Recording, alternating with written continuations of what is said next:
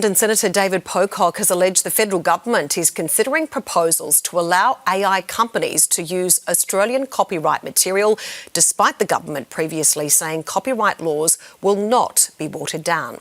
And Senator David Pocock joins us now from Canberra. Senator, thanks so much for your time. Hi, Tash. Now, I understand you've received a whistleblower claim that there are currently 2 proposals before the government. How concerning is this?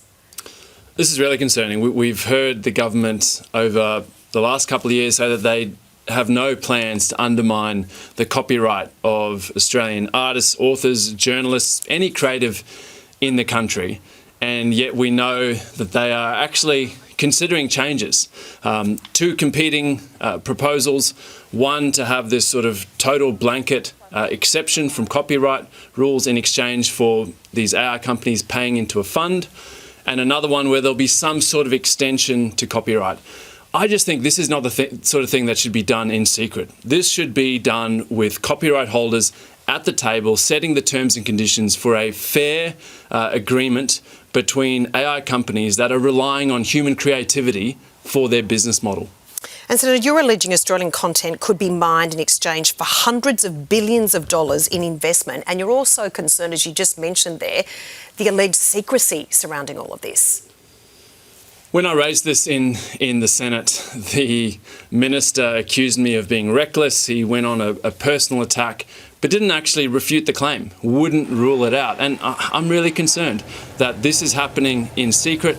As I said, I think copyright holders, 1, should be protected, and 2, if there's any sort of deal with AI companies, they should be at the table. And I'm just really concerned that the government is seeing the $150 billion worth of data center investment, looking at a GDP which isn't going that well and saying, well, this will be good for us in the short term. We've got to think long term here. What is the long-term benefit for Australians? And Senator, why should we all be concerned about this, not just industry or people that may be affected by their intellectual property being stolen? Mm-hmm. Well, I mean, this goes to the core of creativity, what it means to be human, and whether or not we're willing to just sell all that out to big multinational AI companies on the promise of productivity and economic growth. I think this really comes down to values as a country. And then separately, when it comes to this data center boom, we need leadership now to say, how will we benefit over the next decades? Not just the short, sugar hit of construction phase, but going forward, how do we make sure that these big multinationals are paying tax, aren't raising electricity prices for Australians, aren't using more water that is desperately needed in this country. These are all things that I just don't see the government having a plan for, and I'm going to continue to push them on. So there have also been allegations that Australia is a country we are sleepwalking into an AI crisis. And I'm so glad you've mentioned the data centre situation, because are you concerned people don't understand the gravity of what's happening right now in our country? Well, I think the scale of it is mind-boggling, and it's very hard to actually get information about what is proposed, where they're based. And there's a real lack of nuance in the discussion from the government. I think there's a very big difference between an Australian-owned, sovereign data centre where the data is kept onshore. We absolutely need them. We need them for banking, for government services, for compute power, for all these Australian AI companies.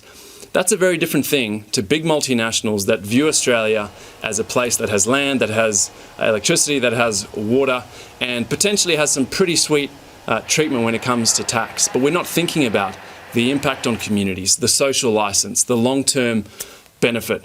These are all things that Parliament House should be front and centre, actually getting ahead of it.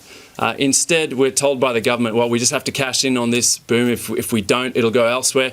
I think we've heard that same argument before from the gas industry, where they said this big investment will be great for you. 2 decades later, we're paying international prices for our gas. Electricity prices have gone up due to the increase in gas prices. And we're constantly told we have a potential shortfall despite being one of the biggest gas exporters in the world. So we've seen this movie before. We've got to make sure that we don't replicate those mistakes. Really appreciate your time this afternoon, Senator. Thanks as always. Thank you.